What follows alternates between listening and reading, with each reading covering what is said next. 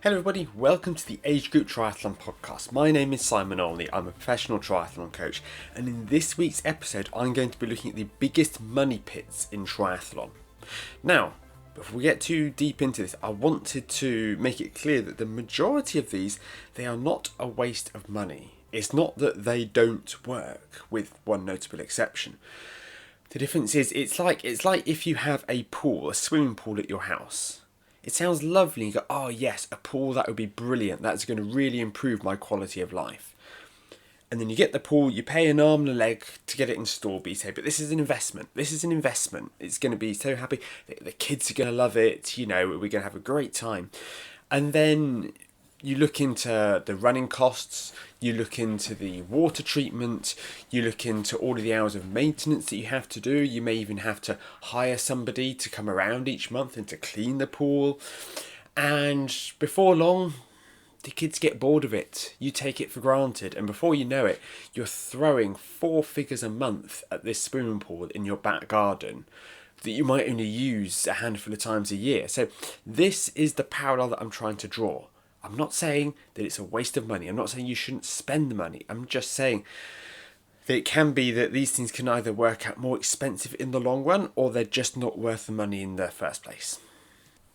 Now, this is going to be triggering for a few people, because there's going to be one or two things that will happen. Either they'll have already spent the money on this, and they'll have gone, did I just waste all of that money?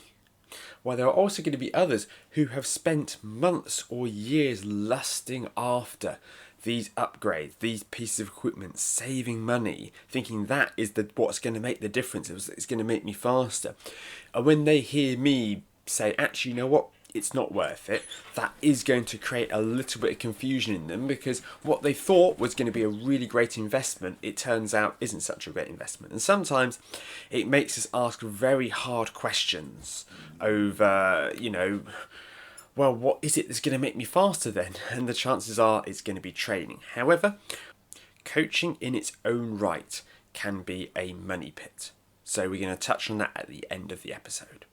Now, the first one I'm going to kick out with here is only racing official Ironman events, otherwise known as M.DOT events.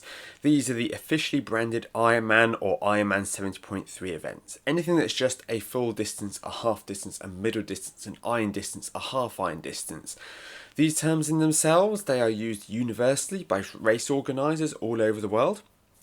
But if you look around, if you shop around at different events, you can find the same distance that you can race over for sometimes up to 30% of the price of going to an official Ironman event. Now, Ironman, they put on great events, okay? I think they are, on balance, a great company. I know that they certainly have their issues. I'm not going to come out and start batting for Ironman here. They have their issues, as all companies of that size will. But when they get it right, they get it really right. They close the roads, their nutrition stations are well stocked, loads of great information goes out. They do put on the best triathlon events in the world. But if you are thinking to yourself, crikey, the cost of this sport, it's really adding up. I'm having to spend all of this money, and the races are so expensive. If you can find something that is not only cheaper to enter, but is also more local, that might be within driving distance rather than having to take a flight somewhere, you can save yourself a lot of money. And in some cases, you can have an awful lot more fun, and the vibe is going to be very different. Are you going to be able to qualify for Kona by going to one of these unofficial events? No, you're not. That shouldn't be a secret, or the 70.3 Worlds for that matter. You have to go to an official M.DOT event if you want to qualify for an Ironman World Championship. So if that is your goal, you may need to rethink this. But if you want to save yourself a bit of money, if you want to stop throwing money at Ironman events, and of course the obligatory trip to the merch tent, you pick up all of the your M.DOT merchandise in there, it can send the costs soaring relative to doing an independent event, and we should be supporting independent race organisers. So that is my first tip on how to save money in triathlon. Something else that will rapidly drain your bank balance is signing up to a premium health club or gym or whatever it is that they're calling it these days. If you, as a triathlete, are going to be sort of swimming, for the sake of argument, let's say 2 times a week. I think the average triathlete swims twice a week. Some will only swim one, many will swim more. But I think we're looking at the plumb average triathlete, probably 2 swims a week in the pool is about right. And maybe 1 strength session. So as a result of that, you have got this membership for somewhere that you're going to visit 3 times a week. And a lot of these now, these top end gyms and health clubs, you could be looking at £200 or dollars or euros, but for the sake of easy maths, £200 a month to go there. That's £50 a week. So that's going to work out about like £12.50 a session, something like that, around about that. My mental arithmetic isn't so good, but you're going to be spending around about £12 a swim to go there. Is it really that good? Now, if you are somebody who is going to be going to lots of classes, say you also do a lot of yoga and Pilates as well, or you think sort of a body pump, if you are going to be using a lot more of the classes as well as the swimming, as well as the gym, if they have a spa bit that you really enjoy going to, look, it could be worth the money. But if we are spending around £200 a month on a gym, that's £2,400 a year. That's almost the same as if you hired me as your bespoke one-to-one coach for that year. Just a few £100 out. That is a huge amount of money. When you compare it to sort of a local leisure centre, the leisure centre that I go to at the moment, I pay £40 a month. Gym, 25-metre swim pool, a little spa area. Okay, it's lovely. It's all I need. I'm not paying through the teeth for this experience. I have done in the past, and I realised how much money it was that I was wasting. And I think I went for a swim once. I was like, I don't think I've even been here for a fortnight. I'm spending about £100 on this swim. This is a good way for your bank balance to evaporate. It's called lifestyle creep, isn't it? You get a raise, you get a big client, you get a large amount of windfall, your income increases for whatever reason. You think, why don't we sign up to that nice gym around, that's a couple of miles away, and we'd be more motivated to go if it's really nice and fancy. But I would caution against this personally. Or if you do sort of sign up for a trial membership, a 3-month membership or something, see how you find it, and just keep an eye on the actual long-term impact this is having on your finances. Looking at this, I'm going to go through the disciplines now. Looking at the swim, I'm going to put super top-end wetsuits in this category. These are the wetsuits that you're looking at, paying sort of $700, $1,000 plus for, because they corner a very sort of profitable section of the market, which is people who can't swim for toffee. And rather than hire a swim coach or accept that they probably need to spend more time training and in the pool, they go, how is it that I can throw money at my poor swimming? I know, why don't I get the best wetsuit? Because I read the marketing, it talks about how much faster this wetsuit is going to make me. The difference between a sort of, I'd say these days you're looking at around about £450 for like a solid, good mid-range wetsuit. And you're looking at about £700-800 for top of the line one. The difference between these two wetsuits is marginal. It really, over, let's say an Ironman swim, for the sake of argument, maximum 1 minute difference. Absolute maximum. Now, to some people, that's worth an awful lot. But when you consider how fragile a wetsuit is, when you consider the amount that you swim in it, I always recommend that people have a training wetsuit and have a race wetsuit. I've got a race wetsuit to the left of me that's in my organiser, and I think I've probably worn that wetsuit about 15 times, only for races, and it's still in really good nick. Meanwhile, my training wetsuit, it's got lumps missing out of it now. Now, admittedly, I've had that wetsuit for about 12 years, So you would expect to see some real wear and tear on it. But some people, they do get through their wetsuits a lot quicker. If the zip goes on it, then you probably haven't got much, and it's out of warranty. Bam, that's a new wetsuit. If you tear it whilst you're taking it off or putting it on, then you're not going to get a refund, okay? You're throwing a huge amount of money at this wetsuit, which, it will make you faster, but the speed gained is going to be absolutely negligible. That's it really for swimming. There are some questionable swim purchases that people can make, but for the most part, the wetsuit is the only one where people are really going to be pouring money down the toilet. Let's move on to the bulk of this episode. I'm going to be looking at the bike.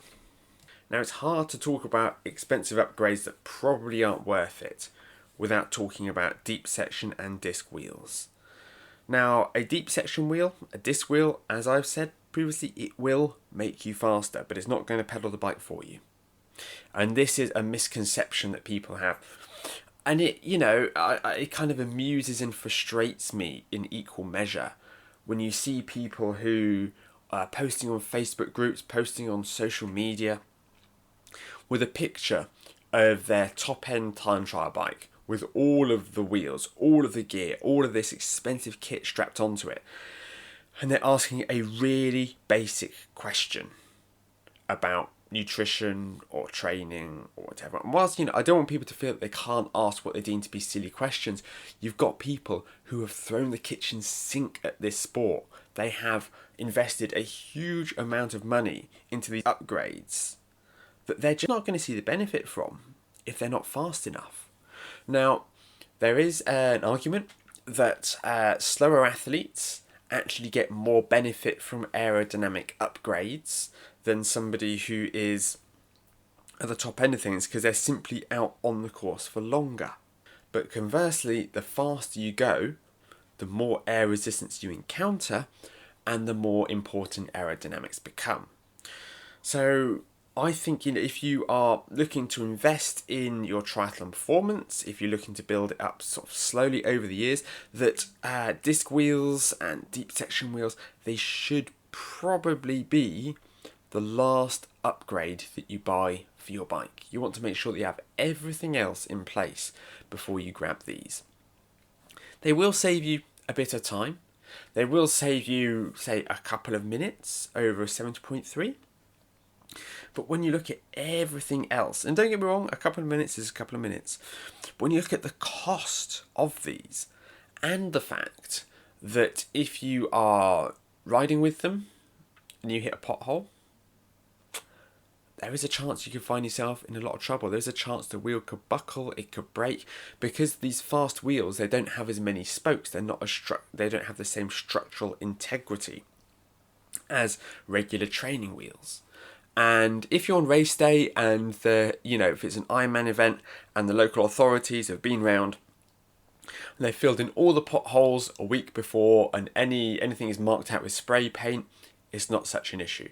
But if you are just heading out onto your Surrey lanes or somewhere else that has similarly poor roads with these really expensive wheels, don't be surprised if you find yourself with a very expensive repair bill at the end of it. So you do need to be careful with these. You do need to save them for, let's call it, special occasions. It doesn't just have to be race day. You do need to learn to ride with those wheels in different conditions, but it's something you do need to be careful with. And when you look at the money invested, which is going to be thousands, like that money can be better spent elsewhere. Looking at group sets next. This is all of for those of you who are new to the sport, this is all the moving components of a bike. So it's your chain, it's your chain set, it's your cassette, it's your shifters, it's your bottom bracket, it's all of this mechanical, or in some cases electronic side of the bike that handles your gear shifting and your braking. Now, if we look at the Shimano model, because I reckon that 80% of you, if not more, will probably be riding a Shimano bike. If we look at the lower end of the Shimano group sets, looking down at Claris, that is absolutely fine. It's a perfectly functional group set for people who are getting started in sport. But if you get a Sora upgrade, upgrade to Soar and the next one up, again, you will start to notice that. I can't remember how many gears, probably should have checked. Can't remember how many gears each one has respectively. But I believe that Soar is now up to 10 or 11 speed, so you can get an extra gear in there, you can get a wider gear range, and the shifting is going to be a bit crisper with it. Most triathletes will be running, especially those who've been in sport a while, they'll have a 105 group set on their bike. And for me, 105, it's all that you need. Okay, it's 11 speed. It can be electric. It does everything that you need, and it's at a really good price. By the time I start looking at Ultegra, now I've got Ultegra on my bike, on my race bike. You are saving a tiny bit of weight. We are talking a handful of grams, and the shifting is a little bit crisper. But that's it, really. You're really not getting a lot for your money. But when I bought my Cervelo P3, it came with Ultegra. That was it. And I was getting through Cycle to Work and a staff discount at the time. Lovely jubbly, thank you very much. But I would never, if I was stuck between two bikes, go, well, this one has Ultegra and this one only has 105. I would never lean towards the Ultegra one because of the group set. I'd be looking at all of the other considerations. If you are somebody who is looking to win the Tour de France or an equally prestigious, well, it isn't an equally prestigious race, a professional cyclist looking to win an event, let's say, then the speed and the accuracy of the shifts matters a lot more. If you are riding in a bunch and your rival attacks on a climb, you want to be able to change up a couple of gears, accelerate hard, and be able to stay with them. In that situation, the accuracy and the speed of that shift is going to make a difference. If your group set just takes half a second to make that shift, half a second longer than you'd like, in some cases that could make a difference. And additionally, if it is on a steep climb, then you will want to save every single gram that you can. But we're not professional cyclists. We are age group triathletes. We are just part-time athletes, we are weekend warriors, where people are just trying to put in a decent showing. And for us, the weight, most triathlon courses are pretty flat. The weight really doesn't come into it. It really doesn't make enough of a difference to justify the jump in cost between 105 and Ultegra. And the speed that you shift, again, it really isn't going to make much of a difference. If you're looking at a bike and you see it's a great price, and it has sort of the upgrade. So at the time when I looked at I had the choice between the P2 and the P3. The P2 had 105, the P3 had Ultegra. But the P3, it also had a different handlebar system, it had a different cockpit, it had a different kind of carbon, which doesn't matter a huge amount. But it was enough of an upgrade for me to consider it. And considering, again, I got it for a really good price, I thought, hey, let's spend the extra. It wasn't much due to all of the discounts that I got. Let's spend that bit extra and go for the one that I'm really going to love for years to come. And it was 9 years ago now. I got that bike. It's a 2017 model. I've loved that bike for the last 9 years. I don't regret it one bit.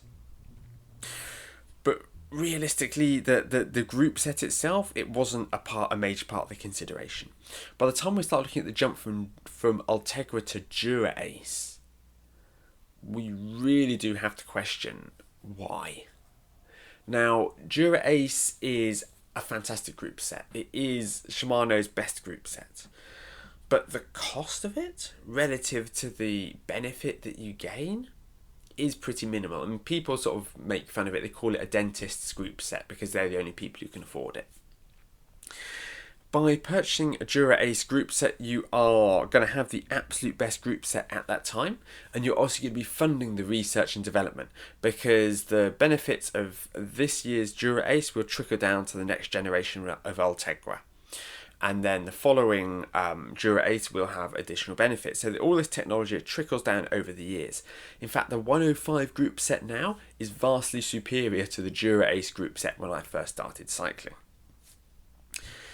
you do need to keep it all in perspective and go, look, I don't need to throw money at group sets. If you get embedded in cycling culture, if you go out with a road cycling club, spend time on road cycling websites, social media accounts, you'll hear people who will really lust after these things. But this is just the equivalent of triathletes lusting over aerodynamic upgrades. To cyclists, saving weight and having really responsive gear changes is really important. To triathletes, it's more aerodynamics.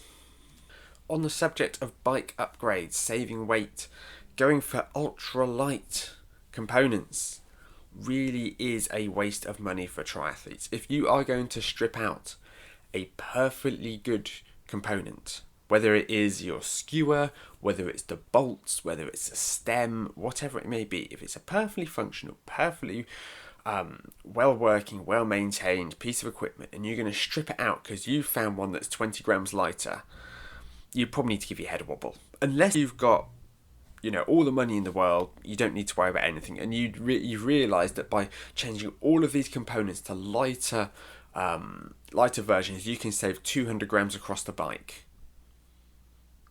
Cool. That might be worth like 20 seconds at your event.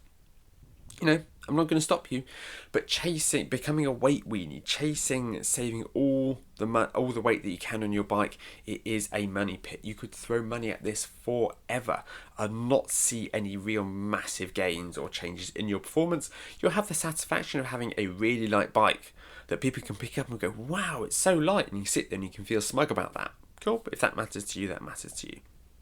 To me, I am more performance orientated, and I think that spending ridiculous money to save 200 grams, it's for most triathletes, it's just not worth it. Oversized jockey wheels. This is another upgrade that will be pushed on you by marketers everywhere. The idea is that if you look at jockey wheels, these are the two normally plastic wheels that sit underneath your cassette as part of the rear derailleur or your rear mech, and the chain runs around these wheels before it heads around back to the chain set. And the idea is that because these wheels are quite small traditionally, that when a chain has to go around a tighter angle, it encounters more friction. This is undeniable. And by having larger oversized jockey wheels, you create less friction because the chain isn't as tight. Again, the logic is sound. But by having these oversized jockey wheels, you're looking at saving a maximum of 2 to 3 watts.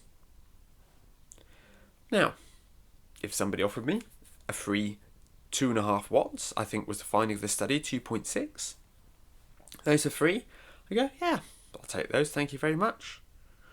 But you look at the cost of these, and you could be looking at about £400 in some cases for these oversized jockey wheels.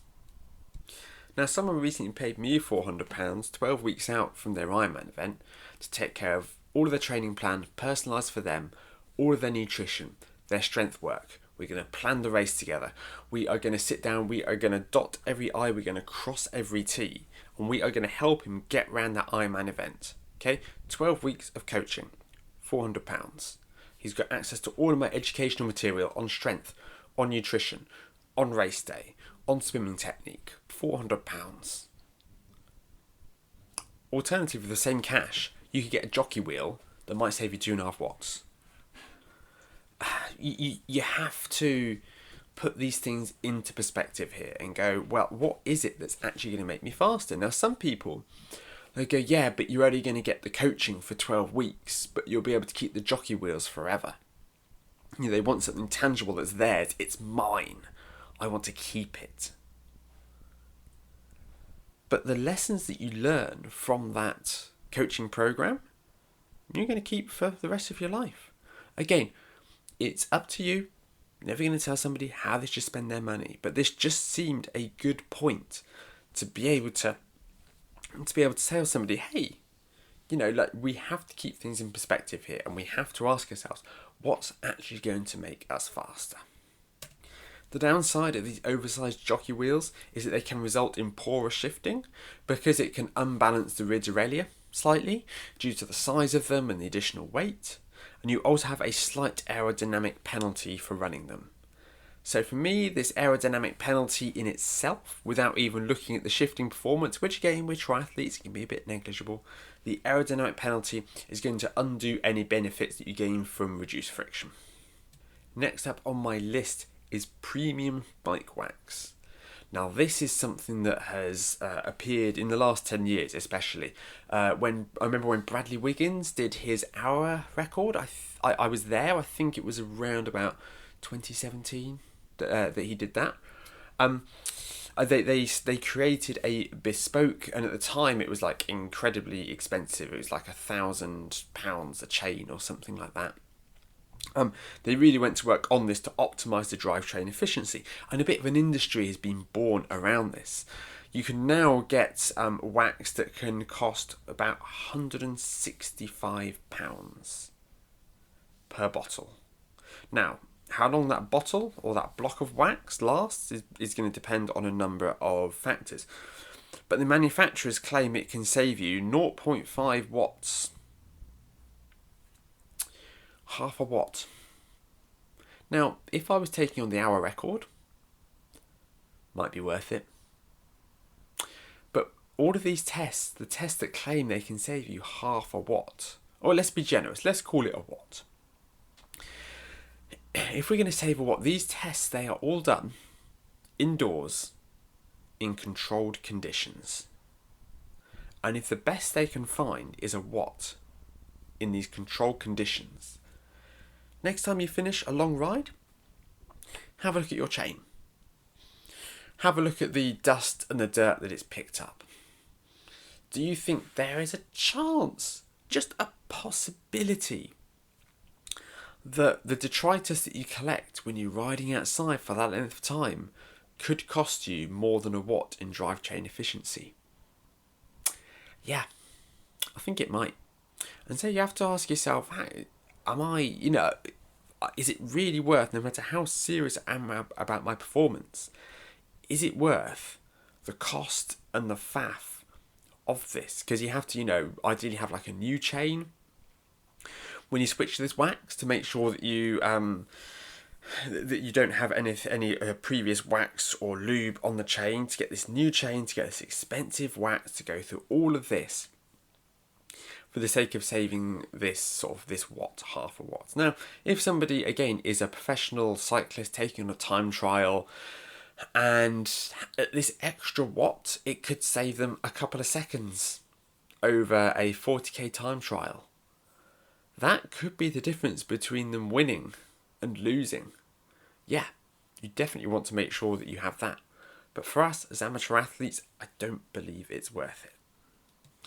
Another of the marketer's favourite is ceramic bearings. Now, most bearings that you get are steel ball bearings, but there's a big difference between your cheap ball bearings and your high quality ball bearings. And your high quality ball bearings, they are going to give you improved performance relative to your sort of cheap bearings that probably came with your bike. You can go one step further, you can get ceramic bearings. Now, ceramic bearings, they are more efficient and they have a prolonged lifespan. Sounds great, doesn't it? That you require, you don't need to sort of replace them quite as often, lasting for longer, and they're going to make you faster as well.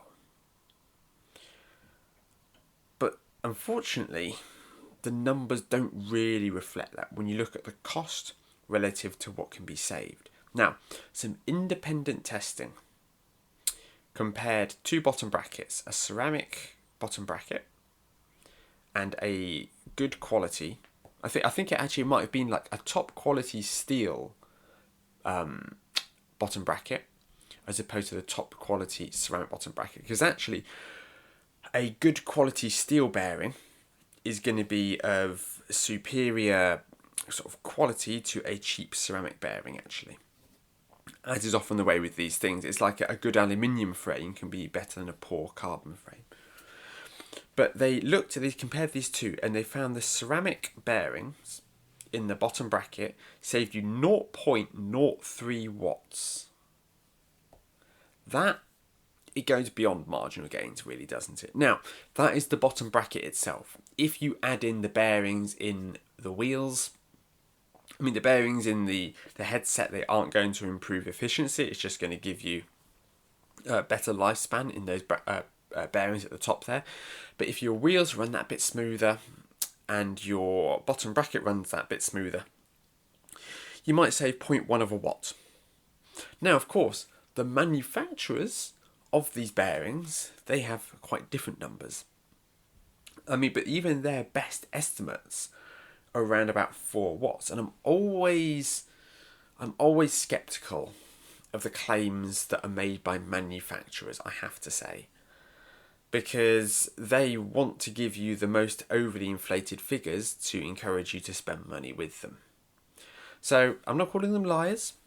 It may be that actually in certain situations that this is actually, they have managed to get these numbers and that you can really save that much. But let's look at the cost. For a ceramic bottom bracket from a well-known manufacturer, you're looking at £289 for a bottom bracket.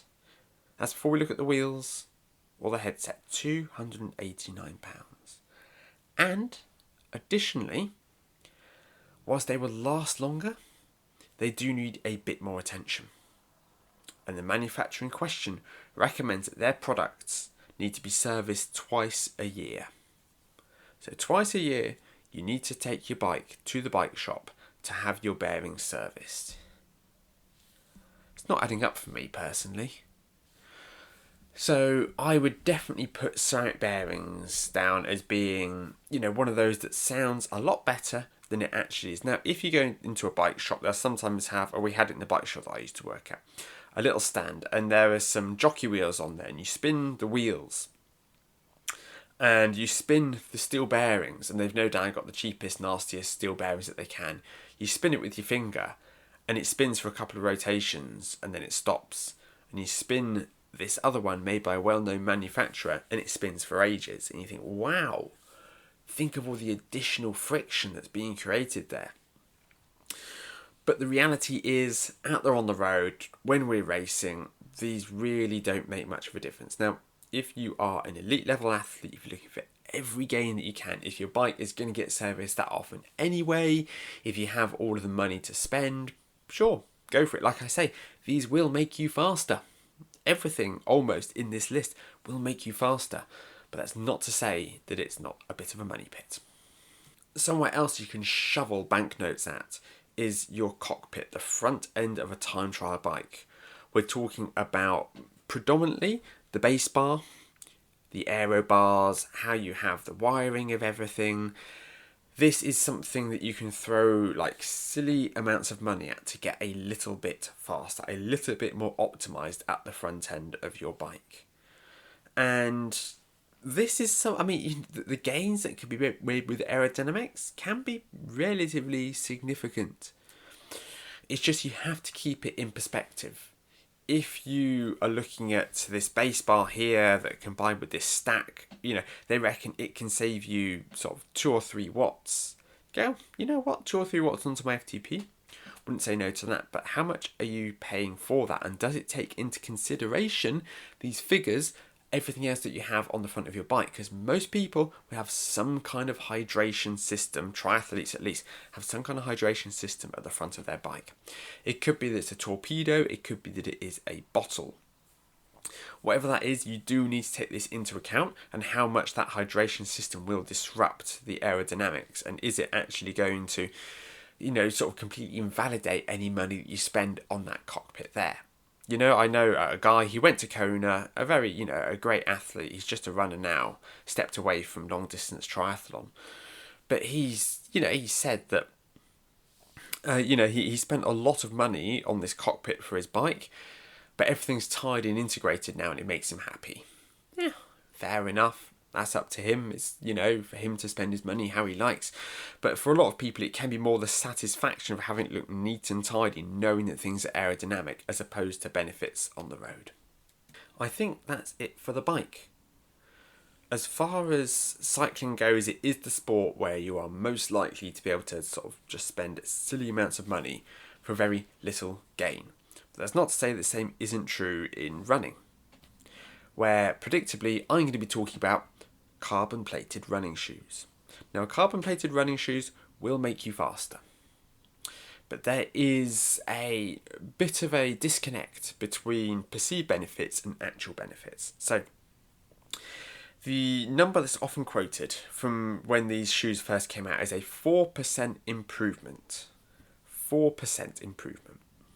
This testing was done on the very fastest athletes out there.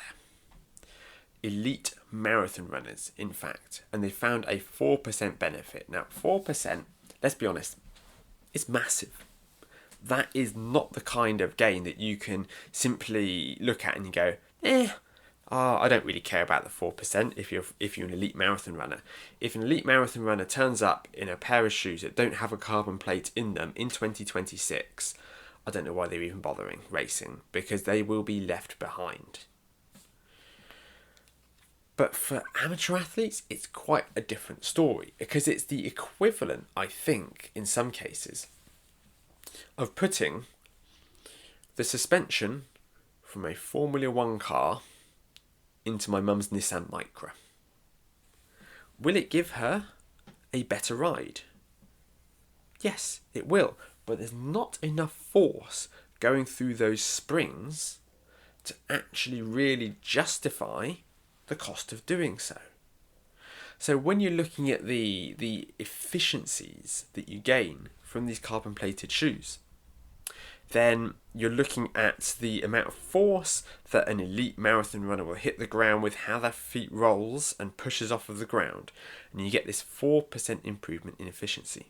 Great, I'll take that to the bank every single day. If you have somebody who is a non-elite runner, that benefit could be closer to 2%.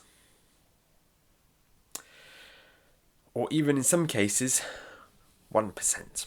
If you are somebody who really isn't a very fast runner, but they're looking for all the help that they can get, so they get themselves some carbon plated shoes. The downside to the carbon plated shoes, well, there are several downsides to the carbon plated shoes. The first is the stack height on many of them, which is that they're going to have your ankles significantly higher off of the ground, and that is going to result in decreased stability. Now, from last weekend, a number of you may have seen a pretty horrible video of Jamie Riddle, a professional triathlete, slipping and falling on the cobbles of a course. Now, it could be that the best shoes in the world couldn't have saved him from that. But I get the feeling that he will have been in these super shoes that he may, because he had to pull out of the race due to the injury that he sustained. If he wasn't wearing those shoes, he might have stayed upright and he might have gone on, and who knows where he could have finished in the event. He was doing really well. But he ended up falling. Now, I'm not going to point the blame purely at the shoes, in the same way that some people love to blame every single crash in road cycling on disc brakes.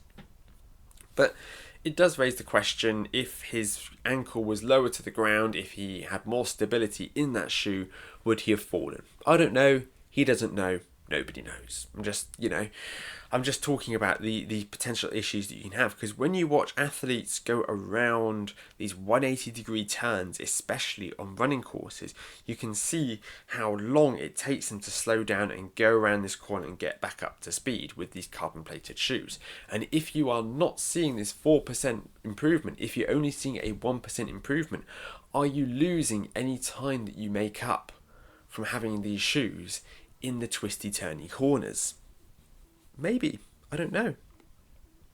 It's just something to think about. It's something to consider, that it's not like sticking on. I mean, if, for instance, if somebody were to put on an expensive set of bike tyres, they will go faster due to the reduced rolling resistance. There is no denying that. They will see a notable increase in their efficiency. With the running shoes, you run the risk of losing any benefit, because unlike the expensive road tyres, which will also allow you to corner faster, the expensive carbon-plated shoes make you corner slower. So you do run the risk, especially on these city centre twisty-turny courses, of actually losing time with these carbon plated running shoes. In addition to this, the carbon plated running shoes, they will wear out. Now, how quickly they wear out depends on a number of factors. I think that the faster that somebody runs, or the heavier an athlete is, whichever way, the more load that is going through that carbon plate, then that's going to deteriorate faster. But I think you're realistically only going to get a couple of marathons, I think, is the broad, expectation. A couple of marathons out of each shoe. And when you look at the cost of these shoes, that is a lot of money that you're spending. And of course, you're going to want to do some training in those shoes. You're going to want to do some sort of race intensity work in these shoes so you know what to expect on race day. If you don't do any of that work, then you're going to be setting yourself up for failure on the day. But by doing that work, you are reducing the lifespan of that shoe. And so you could quite feasibly see a situation in which somebody could end up spending thousands in a year on carbon plated running shoes, where they could have just got themselves one good pair of neutral runners and they could have had broadly the same performance for that. Again, depending on how fast they run, depending on all these other factors. It could, if you are right towards the front of affairs, if you want to be podiuming, if you want to be qualifying for World Championship events, get yourself these carbon plated running shoes. You will see a decent return on investment. If you are somebody who is more mid-pack or towards the back of the pack, but they have the budget and they want to spend the money where they can, this isn't the place to go spending money. Something else I have here, which is a more general clothing item, is aerodynamic tri-suits. Again, they will make you faster. And if you are shopping for tri-suits and you go, oh, well, I could spend a bit extra on this suit, which promises to save me 4 watts on the bike. You know what? Go for it. What I don't want people to do is to take a perfectly good tri-suit and go, oh, you know what? I'm going to stop racing this suit and I'm going to buy this aerodynamically optimized tri-suit. Because chances are, unless you have a really sort of a much cheaper suit to start with, chances are that you're not really going to be saving very much with that at all. Now, if you don't have a tri-suit or you're looking to replace a tri-suit and you want to get an aero one, that's fine. But don't throw away a perfectly good race suit for the promises of one that claims to be a bit more aerodynamically optimized. If you want a suit that is, again, if you want to go from like 2-piece to 1-piece, if you want to go for a course that is more suited to long distance triathlon, if you want to go for one that is suited for hotter temperatures, that is completely up to you. But I don't want people to be throwing away perfectly good tri-suits for one that is very similar, that just claims to be a bit more aero.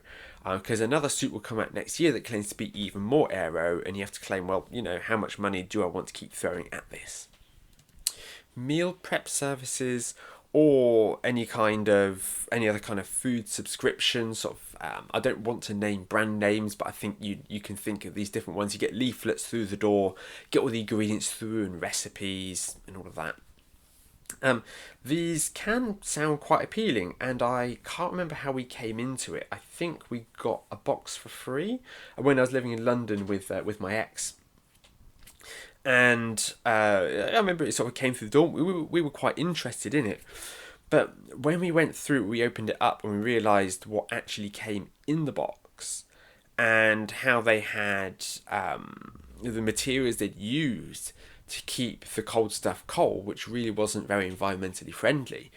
And the price, and we just thought to ourselves, you can't justify spending that kind of money for this kind of thing. Now, it is looking for a very certain kind of market, which is, I believe, people who work really long hours in London quite often, and they can't find or justify the time to go shopping, to get the ingredients, and they just want food to arrive at their door and a recipe to follow. But the cost, the premium that you pay for this is significant. And it can really appeal to triathletes because they think, well, I want to spend all this time training. I've got my job. I'm trying to find ways to make efficiencies in my life. And this is one way to do this. Honestly, just take the time. find half an hour, sit down with your other half, if applicable, and go, right, what is it that we like to eat? What are some dishes we either enjoy cooking or we'd like to try? And let's order them from the supermarket. Find some recipes online maybe, order stuff from the supermarket. It comes for a fraction of the price of these other services, much more economical. Stick it all in the fridge and cook it up as you go. Create a meal plan. Plan out your meals so you're not having to dash to the supermarket at the last minute. So you're not needing to make sure that you have the right weights of everything, that you're not throwing ingredients away. Plan everything out and just stick to that plan, because that's going to save you so much money in the long run. If home cooking is difficult for you, and you find yourself often being kept in, working late, not able to get home and cook anyway, then you run the risk of these expensive deliveries actually expiring before you get around to using them and having to throw them away anyway. So you do need to take all of this into consideration and just think, where is the smart money here? Now, that I said at the top of the episode that almost everything in this list will make you a bit faster. Well, I'm about to touch on the one thing that is a complete money pit that will not make you faster. And that is vitamin cocktails, vitamin infusions. These infusions cost up to £400 per session for someone to come to your house, for you to visit a clinic and to get a vitamin IV drip. What's going to be included in these vitamin drips? Just vitamins. Vitamin D, vitamin A, vitamin K, vitamin B12. They're just going to be the vitamins that you can get from food. So what's the point in these injections? There is no point. That is the secret. Unless, or even if someone has eaten the most horrendous diet possible. In fact, I'd actually go so far as to say that these cocktails, these IV infusions, they actually encourage unhealthy eating, because people can think, oh, well, I can eat what I want because I know that I'm getting my infusion later in the week. There is no point in these, because all you can do is, if you can think to yourself, you know what, I am really lacking in vitamin B12, then you just eat more foods that are rich in vitamin B12. And the same with any other vitamins, because they can all be found naturally. If you get some blood tests done and they come back as being that you are deficient in one of these, and then if you've gone to a private GP, they may then try to sell you this cocktail to help you balance this. No! Go out and eat that instead. Get the vitamins that you need from food. This is such a waste of money, and it makes no difference to your performance. I had one athlete who was unwell about 2 weeks out from a race, and he went and he spent a huge amount of money on getting an urgent vitamin injection. And I tried not to put him down too much, but it's like, you've just wasted all of that money. You're already unwell. There is nothing really that can happen now. But they tend to, the companies who sell these, they tend to feed on the desperation and the panic of people in these situations. And they say, oh yes, these vitamin infusions will improve your immune system. Okay, yeah, in the same way that it would improve his immune system if he had some fruit. And I tell you what, bag of apples is a lot cheaper.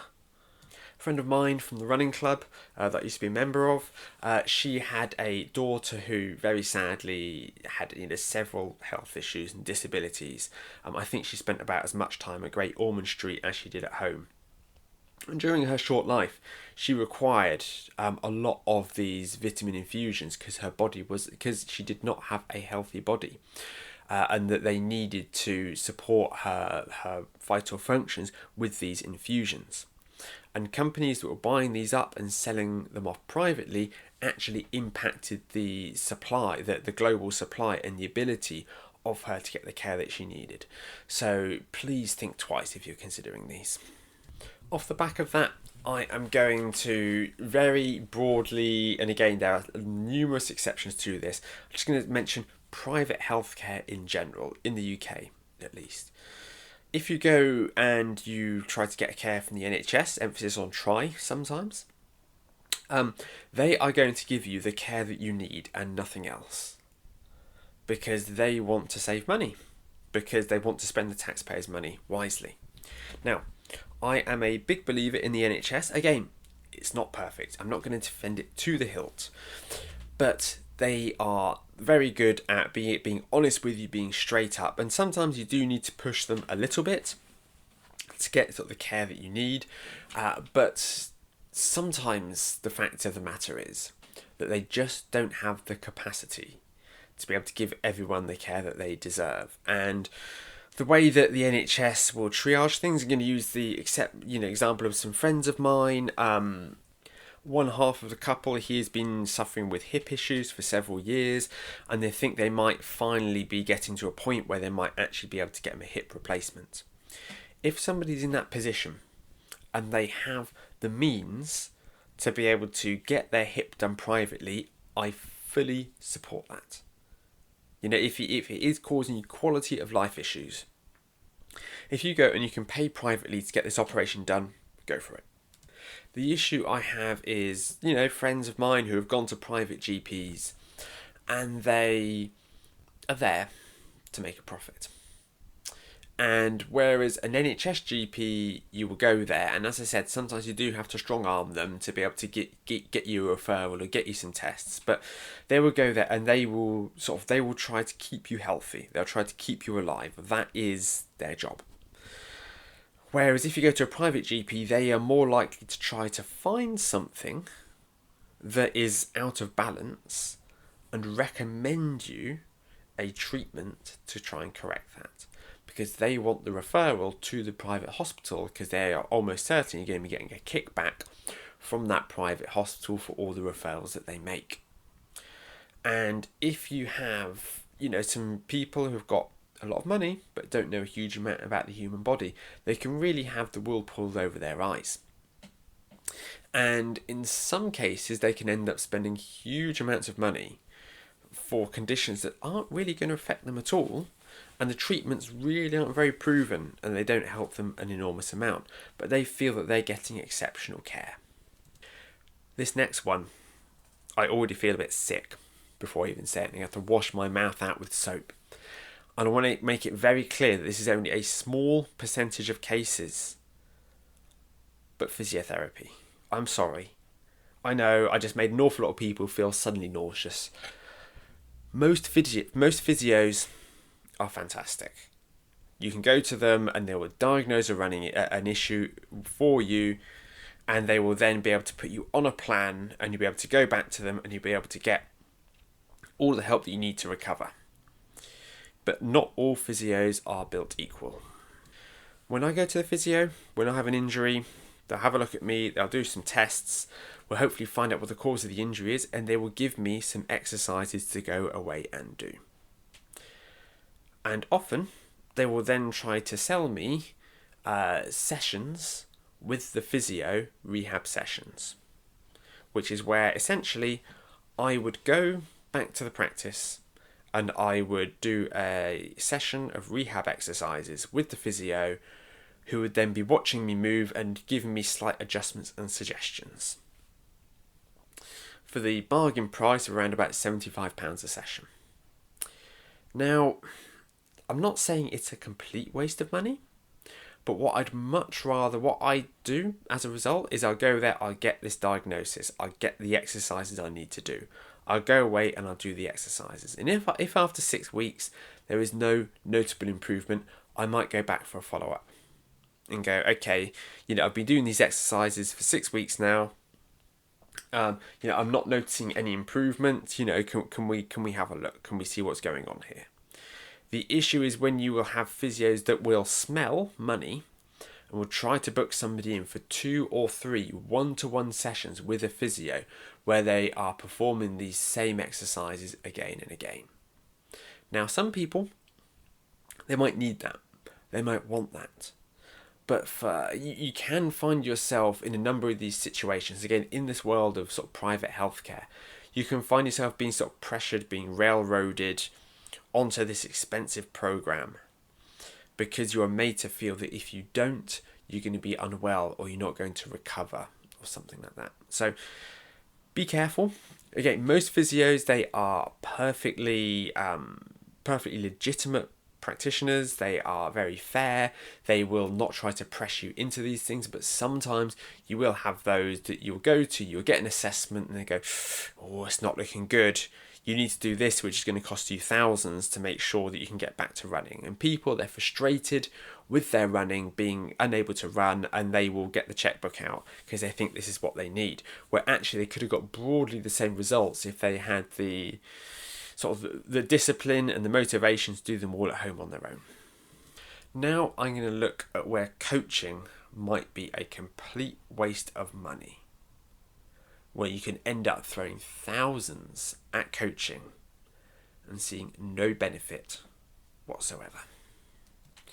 First one is if you get an expensive bespoke program from a coach who gives you what's quite clearly a copy and paste training plan, the same one they give everyone else, but they claim it's bespoke to you. You don't really have much of a set-up conversation with them where they listen to you about all of your existing commitments, all of your work, your job, your hours that you have available, the equipment you have available. They just go through a cursory, get to know you, chat and ask some questions, but they don't have follow-up questions. They're just kind of asking the cursory questions, and they go away and they will write this plan for you, but it doesn't align with what it is that you told them. And a lot of these coaches, they will also ask for a lot of money up front, even though it's like a rolling program. If it's a rolling program, but I need to see $1,500 up front, and all that should be a big red flag in itself. I charge up front for my coach training plans, but I'm very transparent that I'm going to give you the same plan as everyone else, but we're going to edit it together. Whereas this is quite different when it's done this way. So be very wary of that. I think that the athletes that I work with, they know that the plans I give them aren't copy and paste, because some weeks when I'm really organised, they appear on a Friday morning. Other weeks when I'm less organised, they might not appear until Sunday. And there's often there's always the risk of a typo or a small mistake in there. But if you have all this training that appears like clockwork and it doesn't feel like it's right for you, then you're probably wasting your money. Trying to work with a coach who you just don't see eye to eye to is another issue. So if you are working with somebody, you're just not a good fit with that coach. Now, a lot of you'll be listening to this podcast, you've been listening to it for months, coming up for, 18 months, some of you now. You will have a pretty good idea of the kind of coach that I am and the kind of athletes that I'm going to work well with. And there will be some athletes out there that you'll know, you know what, Simon, I just don't think you click with that athlete. And if you as an athlete hire a coach because you've been told that they're the best, but you don't get on with them, you're butting heads, you're disagreeing, and as a result, you sort of stop listening to them, that is a huge waste of money. Again, just generally, if you don't listen to your coach, if you don't engage with them, if you don't give them feedback, if you don't share when you're feeling run down, if you don't share when you're feeling a little bit uncertain or anxious about things, if you don't actually talk to your coach, then you're wasting money. Some coaches will charge well over the odds as well. If you want my fully bespoke triathlon coaching, it's £250 a month. It's not cheap, but I think it actually offers good value for the amount of time that I spend on each of my athletes. Whereas I know some coaches who charge up to £3,000 a month. I don't know quite personally how anybody could ever be worth £3,000 a month personally, but who knows, maybe they are. Maybe I'm just the wrong target market for that product. But if you are paying well over the odds, the chances are, I've got to do some maths quickly on the spot. So, if I'm £250 a month, that coach is charging £3,000, then they're charging 12 times as much as I am. Okay, I don't think that coach is 12 times as good as me. Are they better than me? Well, I bloody well hope so for that kind of money. But the actual benefits that you gain from paying for that extra money, that extra high fee, probably not massive. And for some people, that £3,000 a month may well be worth it. If somebody has, I don't know, 5 figures a month in disposable income, and they think, oh, I'm going to get the best triathlon coach I can because this Ironman is the best for me. Sure, why not? But I think that coaches who will charge over the odds, sometimes, this chap that I have in mind, I know he is a bloody good coach. I know he is one of the best in the business. He's got a huge amount of experience, huge amount of credentials, really top guy.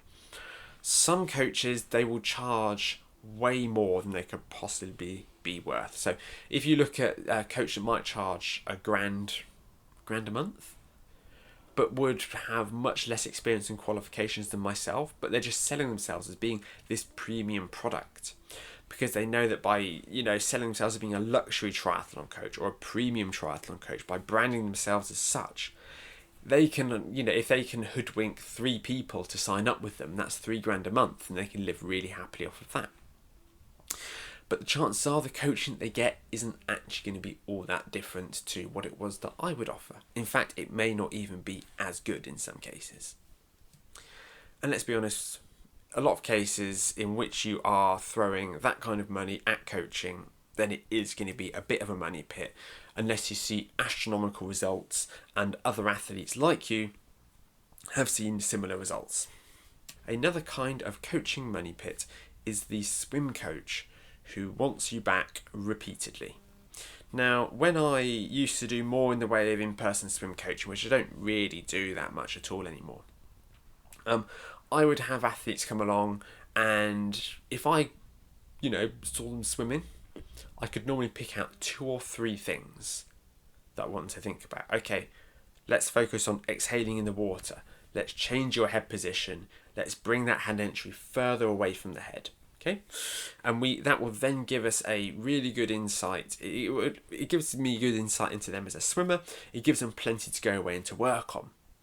And they might come back in a couple of months after they've worked on those and developed those and go, okay, well, help me find something else. Okay, I think that is the way to do it.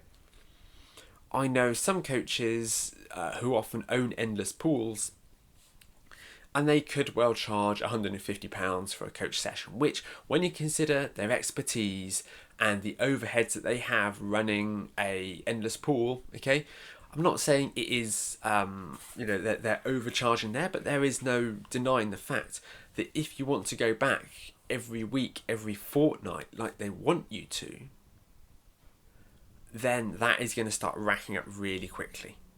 And that actually, if you only have 14 days between sessions, it's not really long enough for you to go away and to practice what it is that they have worked on previously, and to actually really allow your body and your brain to be able to adjust to this and go, okay, right, I think we're really starting to get the hang of this now. You'll go back and either 1 or 2 things will happen. They'll send you away with the same drills and bits of exercises that they wanted you doing previously, or they'll find something else wrong with your stroke and they'll give you a correction there, which the result is that you're bouncing around. They're giving you a list of a dozen issues with your stroke, and you've got no idea what it is you need to think about or focus on. So the same with the physiotherapists who really want to get you back face to face to give you more sessions, or far more regularly than you'd like.